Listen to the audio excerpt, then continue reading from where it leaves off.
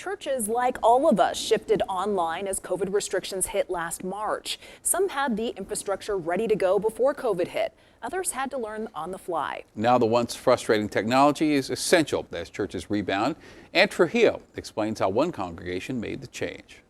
In 5, 4. Praise God, New Hope. We're thankful for this wonderful worship experience we've shared together today. Thankful for another Palm Sunday. We praise God for the worship that has been expressed. Blast. It may be Friday at New Hope Baptist Church in Denver, but Reverend Eugene Downing wants it to feel more like Sunday. You want to look here? This camera? Yep. The last year has been both exhilarating and exhausting at the same time. It's exhausting because, COVID. The exhilarating part is knowing that God is still active, and knowing that God still has a vision for us. Like most churches in Colorado, New Hope asked its eldest members to stay home in mid-March of 2020. We really think you should stay home this week. We're not sure what's going on yet. We'll hope to figure it out in a couple of weeks. The church began live streaming its Sunday service for the first time. And let me tell you, man, it was rough.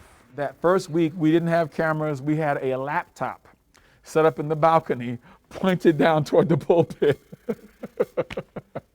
And it was like grainy, people's hands were on the camera lens adjusting it, Hundreds of church members tuned in to those early live streams.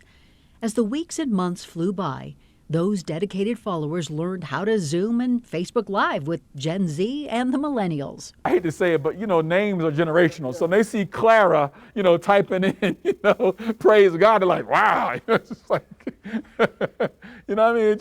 it connects with people. It really does. I'm proud of my church. Denver Mayor Michael Hancock is a deacon at New Hope. He's worked alongside Reverend Downing to lift up the community. I comprehend what you're going through. He provided me a list of church members, some who've had had contracted the virus, some who had just been through some difficult times. So I had a list of about 20 people. And so one evening I just sat down and I called all of them. And I said, this is Deacon Michael Hancock. When this need emerged, people stepped in, man. We've been extraordinarily blessed by some folks in this congregation who just have some real gifts and abilities, who when a need emerged, they just stepped right up. Hello, New Hope family and friends. We are grateful one more time to be able to worship the name of our God. I am so thankful today. Well, Denver 7 spoke to faith leaders across Colorado to find out how the pandemic impacted them and how they plan to rebound. And our 30-minute special, The Rebound Keeping Faith, will be available tonight on Denver 7 for your Roku or streaming device.